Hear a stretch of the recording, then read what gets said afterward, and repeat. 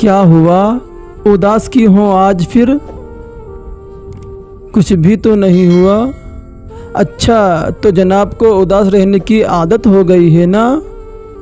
अरे नहीं नहीं यार, उदासी कोई आदत नहीं होती। यह इंसान की जात का एक छिपा हुआ पहलू होता है। उदासी रूह में रच बच जाए तो बड़ा मुश्किल सा लगता है। मुनाफिक बन के फिर रहना और कह के मार कर हंसना। ओह अच्छा, फ़िलासफ़र, बताना क्या हुआ है? पता नहीं क्या हुआ है। बाज़ोकात मुझे ख़ुद भी समझ नहीं आता कि आखिर मैं क्या चाहती हूँ। बेबसी, गुस्सा, उदासी, डिप्रेशन मिलकर एक अजीब ही सूरत इख्तियार कर जाते हैं। कहने और ना कहने के दरमियान कई फंस कर रह जाती हूँ। मैं अपनी कैफियत बयान करने की कोशिश भी करती हूँ मगर फिर बयान ही नहीं कर पाती। यूँ दिन तमाम हो जाता है। माजी से निकलना चाहती हूँ पर माजी पीछा ही नहीं छोड़ता। दिल चाहता है कि कहीं भाग जाऊँ, तमाम मसाइल समेत हर चीज़ को आग लगा दूँ, फिर उस राह के ढेर पर बैठकर इतना चीखूं कि अंदर की तमाम अज़ियत निकल जाए और मुझे सुकून आ जाए।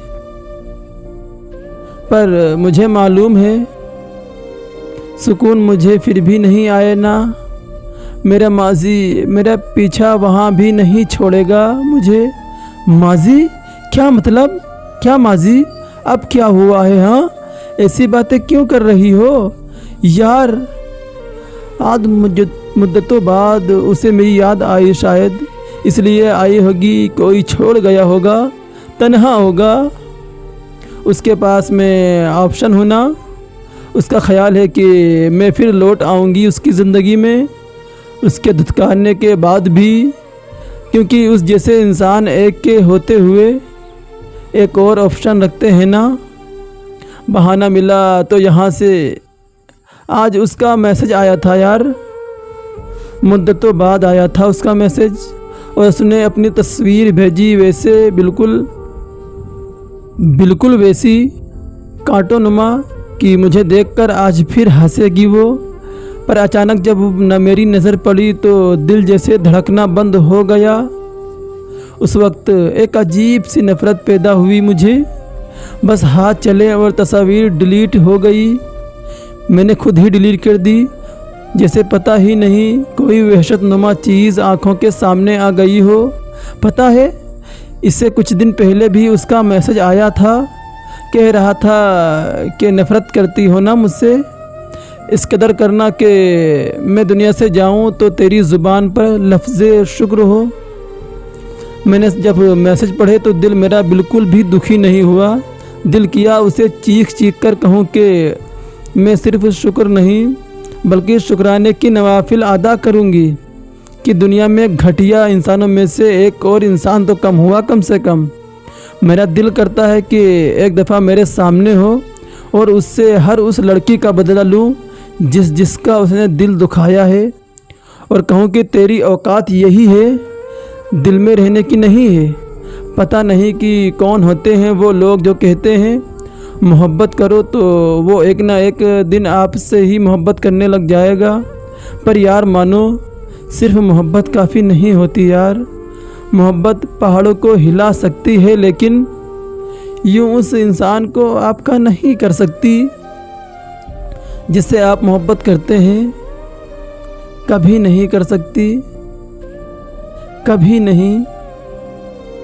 यार चुप हो जाओ प्लीज़, खुदा की लाठी बे आवाज़ है, लेकिन देखना एक ना एक दिन पकड़ ज़रूर होगी। और यार मोहब्बत मर्ज़ी से नहीं होती, ये नसीब में ही लिखी होती है। किसी के लिए रिस्क की तरह और किसी के लिए रोज़ की तरह इसको लिख दिया जाता है। बस सब्र करो, अल्लाह को साबरीन लोग बहुत पसंद हैं। वो तुम्हारे काबिल नहीं था, अगर होता तो यूँ ना होता। यही सोचकर आज फिर से उसने मैसेज किया कि मेरी तस्वीर को देखकर वो फिर से एक बार मुझसे बात करने लगेगी, मुझसे मोहब्बत करने लगेगी। लेकिन यार मेरी बहन, मैं जान चुकी हूँ फिर से कि वो इंसान भरोसे के लायक ही नहीं है, मोहब्बत के लायक ही नहीं है, क्योंकि वो इंसान के दिल में सिर्फ सबको धोखा ही देना होता है। अब पता नहीं उसने दोबारा मेरे पास मैसेज क्यों किया। मुझे तो यही लगता है यार कि जिसकी खातिर मुझे उसने छोड़ा था, आखिर में उसने ही उसे छोड़ दिया और अब वो परेशान होकर खुद से हार कर उसने मेरे पास मैसेज किया कि मैं दोबारा उसकी तरफ माइल हो जाऊंगी, उससे बातचीत करने लगूंगी।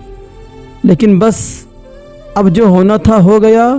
अब इसके बाद मैं ना तो उससे बात करूंगी और मैंने तो उसका फ़ोटो भी डिलीट कर दिया, ना ही उसका फ़ोटो देखूंगी। और मैंने आज से ही उसको ब्लैक लिस्ट में डाल दिया उसका नंबर, और मैंने सारी ऑनलाइन मीडिया से भी उसको हटा दिया। और फिर मैंने उसकी तरफ कभी भी मुड़कर नहीं देखा। तो दोस्तों, आपको ये कहानी कैसी लगी प्लीज़ हमें कमेंट करके ज़रूर बताएं। और इसी तरह की लव की कहानी सुनने के लिए, सैड कहानी सुनने के लिए हमारे इस चैनल को सब्सक्राइब करें और बेल आइकन को भी दबाइए, ताकि हमारी जो नई वीडियो अपलोड हो सबसे पहले आप तक नोटिफिकेशन पहुंच सके। तो फिर आपसे मुलाकात होगी एक और नई वीडियो में। तब तक के लिए बाय बाय।